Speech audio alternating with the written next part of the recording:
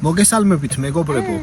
პირველ ეტაპზე ჩვენ ვცადეთ სკოლის კვების ობიექტი გაგვეკეთებინა, ბუფეტი, ეგრეთ წოდებული.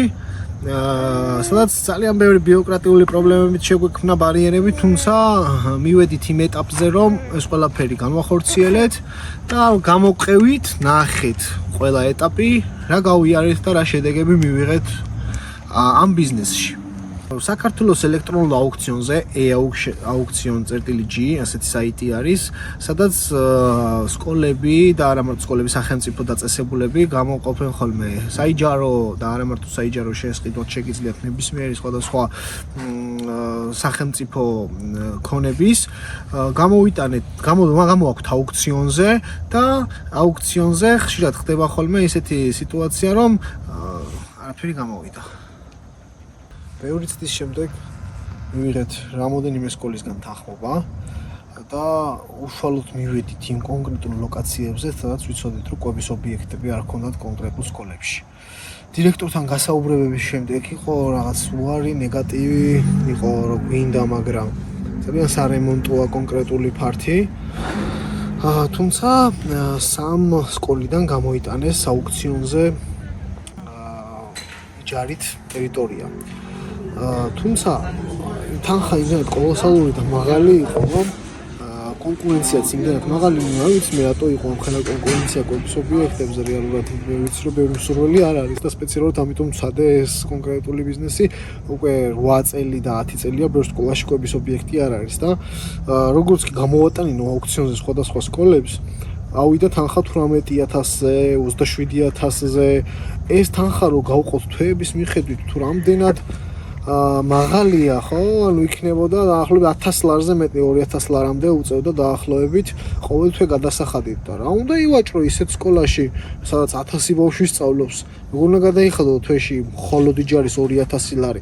ეს ჩემთვის გაუგებარი იყო, ამის გამო არა ვიღე იმხელა ვალდებულებები თავზე რომ გავყოლილიყავი ბოლომდე აუქციონს, ეს არ არის თავარი რომ ჩვენ მოვიგოთ აუქციონი და მე ჩავარდეთ, ჩვენ გვინდა რომ სწორი კონკრეტული რაღაცა ბიზნეს მოდელები ვანახოთ საზოგადოებას და ვანახოთ როგორ დაიწყონ მათ კონკრეტული ბიზნესი. ამის შემდეგ უკვე ჩვენ მივედით ერთ-ერთ სკოლასთან, რომელზეც ვიცოდით რომ არ იყო კვების ობიექტი და მოვახდინეთ რეაგირება შემდეგნაირად. უთხარით რომ ჩვენ გადაწყვეტილი გქონდა რომ ამ კონკრეტულ სკოლაში კვების ობიექტზე ყოფილიყავით მხოლოდ ჩვენ. მიუხედავად იმისა რომ ფართი ძალიან სარემონტო იყო, ყველაფერს მივხედავდით და მოხდა ისე რომ ჩვენ ვიყავით მხოლოდ იმ სკოლაში ფაქტიურად. სხვა კონკურენტი ვერანაირად ვერ მოვიდოდა. ვერ მოვიდოდა იმიტომ რომ რესტავრაცია ჩვენ გავუკეთეთ კონკრეტულ სკოლის კვების ობიექტს.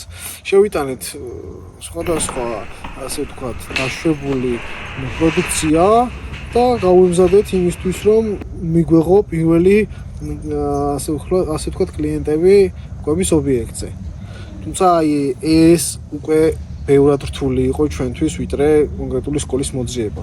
მოხდა ისე რომ 3000 ლარად წელიწადში გამოვიტანეთ აუქციონზე, ვერავინ ვერ გაგვიწია კონკურენცია, იმიტომ რომ ჩვენ უკვე დაკავებული გვქონდა უკვე კონკრეტული სკოლის კვების ობიექტი, თუმცა ჩვენ წავაწყდით ძალიან დიდ ბარიერს, სადაც იკრძალება მთელი რიგი პროდუქცია. ძალიან კარგად გამოიყურება ეს პროდუქცია, მაგრამ სამწუხაროდ მინისტრის ბრძანებით ეს ყველაფერი აკრძალება. შეიძლება საბედნიეროთაც. შოკოლადი აკრძალულია, ყველანაირი წამახალისებელი, ჟელიბონი, კანფეტი, ტკბილეული, ჩუპა-ჩუპსი, საღეჭი რეზინი, ყველაფერი აბსოლუტურად იკრძალება, ჩიფსიც, ენერგეტიკული, გაზიანი სასმელები, კოკა-კოლა და ასე შემდეგ და ასე ყავა და ეს ყველაფერი აკრძალულია. ამის გარდა, თქვენ თუ გინდათ რომ კვების ობიექტზე გქონდეთ ღვეზელი ან ლობიანი პიცა, თუნდაც ის რაღაც ძველი ნოსტალგიური არომატები, რომელიც მოსდევდა სხვადასხვა სკოლის კვების ობიექტებს, აი აქ წავაწყდით კიდე ძალიან ბევრ პრობლემებს. შეუძლებელია ფაქტიურად შენ კვების ობიექტზე შემოიტანო პროდუქცია და იქ არ დაამზადო. თუმცა იქ რომ დაამზადო, გჭირდება მთელი რიგი დაცვა სხვადასხვა მიმდინარეობების, რომელიც არის ჭურჭლის აწრეტი, ჟელე, სპეციალური ხელსაბანი, სივრცე, რომელსაც თვითონ სკოლა ვერ გთავაზობს და შენ რომ ეს ყველაფერი მოაწყო იმ ხელა თანხებზე გადის ეს ყველაფერი, რომ ალბათ 1-5 წელი მაინც დაგჭირდება, რომ კონკრეტული კვების ობიექტიდან ეს თანხები ამოიღო. ამიტომ ჩვენ ყველანაირი ასეთ თქვათ ღვეზელები და ეს კვებითი რაციონის საკვებები, რომლებიც არის დასანაყრებელი, ასე ვთქვათ, ბავშვებისთვის, ეს ყველაფერი ამოვიღეთ და ვეცადეთ, რომ მაქსიმალურად ჩაუმჯდარიყავით ნორმებში და თან ბავშვებისთვის შეგვეთავაზებინა ყველა ის, რაც მათ მოსწონთ ისეთი პროდუქცია. მოგზადე.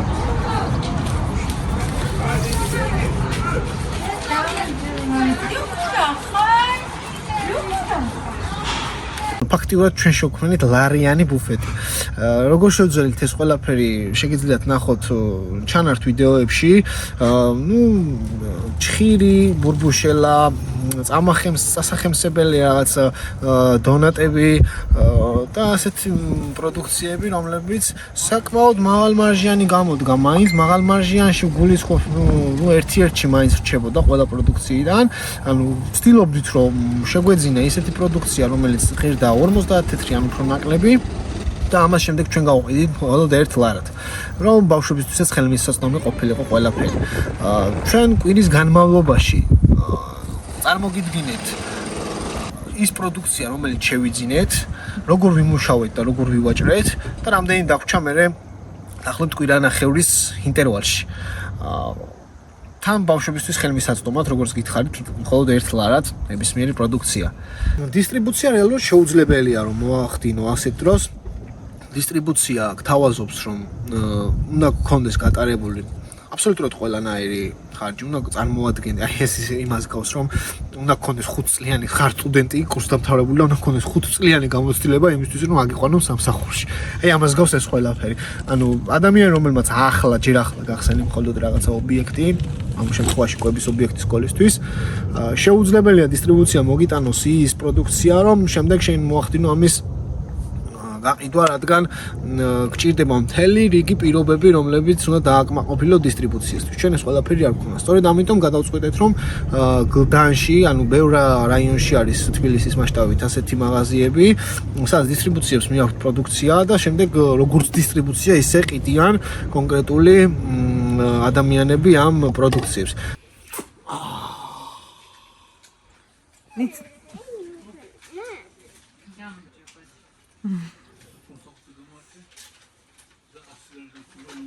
Так.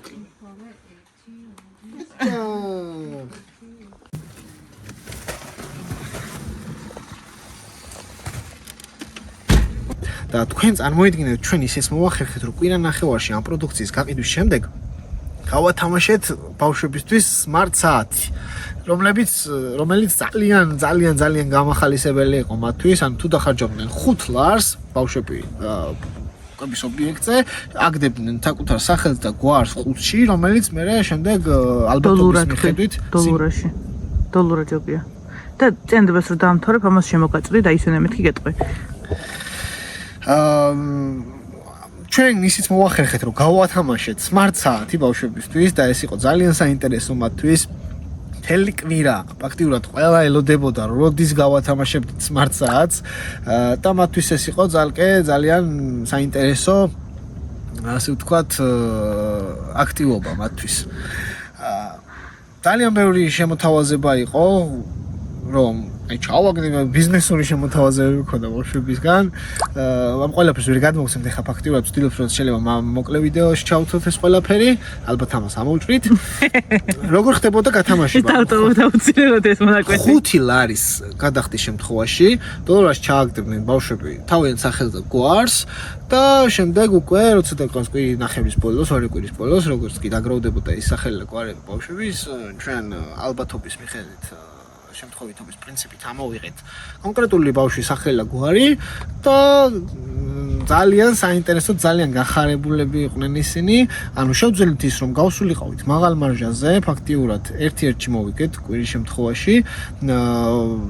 შეუძლებელია, რომ რაღაც საქართველოში რაღაც სამსახურში, თუნდაც ნორმალურ სამსახურში ასეთი ტიპის ხელფასი აიღო, პლუს გაახალის ბავშვები, საჩუქარი გადასცე მათ და პლუს ამხელა მარჟაზე გახვიდე და ამხელა მოგება დარჩეს რა.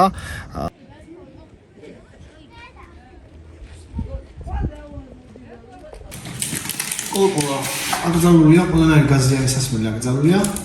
მოგებოთ თურქული ქიმია არ არის აკრძალული. და ჩვენ ალტერნატივასაც ვთავაზობთ ბავშვებს, წყალი, ცივი ჩაი. ხუთი ლარია ცივი წყალის ფასი, ესე იგი ცივი. და შიგნით საკმაოდ ბევრი 369 წელი. კრემალის ოცხობილა, ფიგარო, რომელიც ბუფეტში აშვებული პროდუქტია. 24 წელია შიგნით და თანხაჭდება. ბურბუშელა ყველასთვის ცნობილი და აქტიური.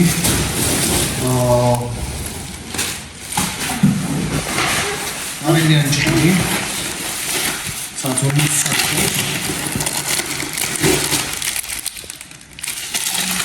საქართველოს ბანკის მთავარი ფილიალი გდანში, TBC-საც ერთი აქვს თუ არ ვწდები, შეგიძლიათ გადაახურდოთ და ალბათ უცილებლად მოგიწევთ რომ თქვენი ხურდები რაც დაგიგროვდებათ, იმიტომ რომ სასკოლო გოგის ობიექტი ზირთად ხურდები ტრიალებს, უნდა წახვიდეთ, გადაახურდოთ ლარები და წამოიღოთ შემდეგ ცოტა მსხვილი კუპიურა.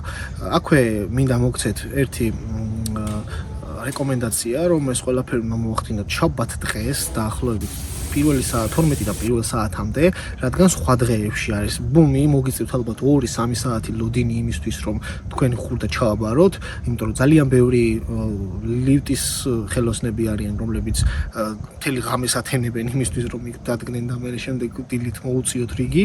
ამიტომ შაბათ დღეს 12-დან 1 საათამდე ყველაზე მისაღებია, რიგის გარეშე შეგიძლიათ მიხვიდეთ ძალიან სწრაფად, გადაახურდაოთ თქვენი ხურდებით, ჩააბაროთ და შემდეგ უკვე წამოიღოთ ის მსხვილი კუპიურა, რომელსაც შემდეგ სხვა საქმისთვის გამოიყენებთ. 11 ლარი. თავისი 100 ლარიანებით. ახლა მოწერა ნახე დოლარის რომ წარმატებული იყო ეს ჩვენი ცდა, მინდა გითხრათ მეგობრებო, გამოყევით, დაგვიკომენტარეთ, რომელი ბიზნეს მოდელები გაინტერესებთ. ჩვენ ამ ყველაფერს აუცილებლად ვცდით 0-დან, განახებთ, როგორ კეთდება კონკრეტული ბიზნეს მოდელები საქართველოში და როგორ უნდა გავაკეთოთ ეს ყველაფერი. თუ რაიმე ძალიან რთული იქნება და რაღაც კოლოსალურ თანხებთან იქნება დაკავშირებული, ჩვენ თუ ვერ გავაკეთებთ ამ ყველაფერს, მივალთ წარმატებულ აწუკვე კონკრეტულ ბიზნესებთან და ამ ადამიანებს ყველაფერს აუცილებლად ვათქმევინეთ. ბოლო სიტყვამდე ჩავიხედავთ შიდა სამზარეულოში, ჩავიხედავთ მათ საფულეებში და გადმოგცემთ მათ ამ ინფორმაციას, თუ როგორ ღირს, რა ღირს და როგორ შეიძლება კონკრეტული ბიზნეს მოდელები ვანახოთ საქართველოში, თუ როგორ მუშაობს და თუ კი გინდა შენ რომ დაიწყო რაღაც კონკრეტული ბიზნესი საქართველოში დღესდღეობით, და ბედის მონახევრია, აუცილებლად უნდა სცადო, თუ რაიმე პრობლემას წააწყდები, ამ პრობლემას აუცილებლად გადალახავ, თუ ვერ გადალახავ, შეგიძლიათ დაგვიკავშირდეთ და ჩვენ supporting-ს 24/7-ზე გაგიწევთ. მოკლედ მიყევით ჩვენ არხს და ნახეთ, უფრო მეტი სიახლეებს შემოგთავაზებთ აუცილებლად. გილოცავ. დაიმსახურა.